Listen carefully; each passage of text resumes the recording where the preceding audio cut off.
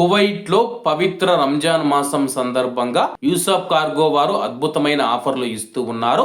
అలాగే మీరు మీ ఇంటికి పంపించే విలువైన వస్తువులను కువైట్లో ఎలా తూకం వేసి తీసుకుంటారో ఇండియాలో మీ ఇంటి దగ్గర కూడా అలాగే తూకం వేసి ఇస్తారు. ఎటువంటి ప్యాకింగ్ ఛార్జీలు లేవు, పోర్ట్ ట్యాక్స్, ఇన్సూరెన్స్, డాక్యుమెంటేషన్ ఛార్జీలు లేవు.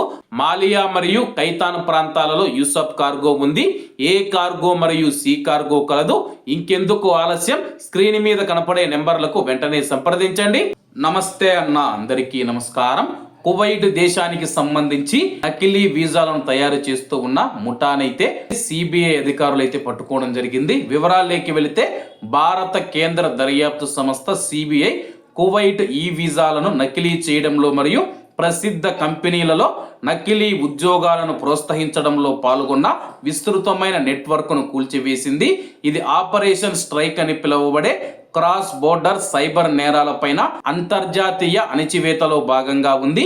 జనవరి 30వ తేదీన భారతదేశంలోని ఢిల్లీ, బీహార్, మహారాష్ట్ర, కర్ణాటక, పంజాబ్, రాజస్థాన్, ఉత్తరప్రదేశ్, ఉత్తరాఖండ్, తెలంగాణ, పశ్చిమ బెంగాల్తో సహా ఇతర రాష్ట్రాలలో అధికారులు ఏకకాలంలో 35 దాడులు నిర్వహించారు.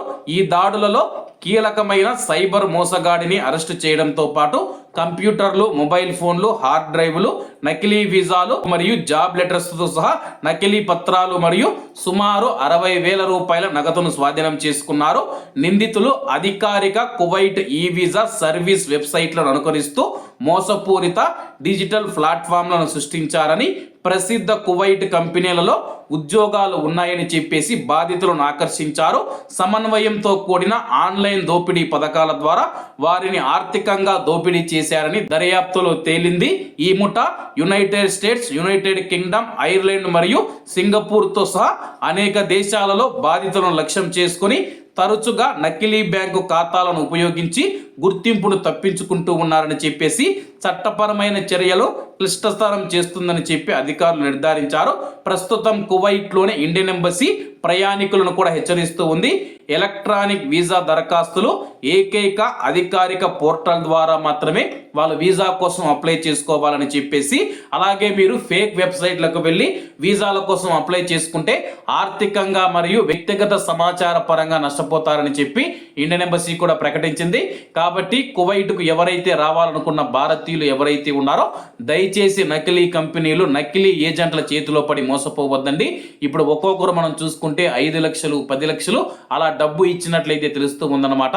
అలాగే ఇటీవల కాలంలో ఒక వ్యక్తి నన్ను కూడా సంప్రదించడం జరిగింది. 14 లక్షల రూపాయలు అయితే అతడు డబ్బు కట్టడం జరిగింది. కువైట్లో ప్రభుత్వ ఉద్యోగం ఉందని చెప్పేసి అతన్ని మోసం చేయడం జరిగిందనమాట. కాబట్టి ఇటువంటి మోసాల పట్ల చాలా జాగ్రత్తగా ఉండాలని కోరుకుంటూ అందరూ బాగుండాలి, అందులో మనం ఉండాలి. అందరికీ నమస్తే అన్న, జై హింద్.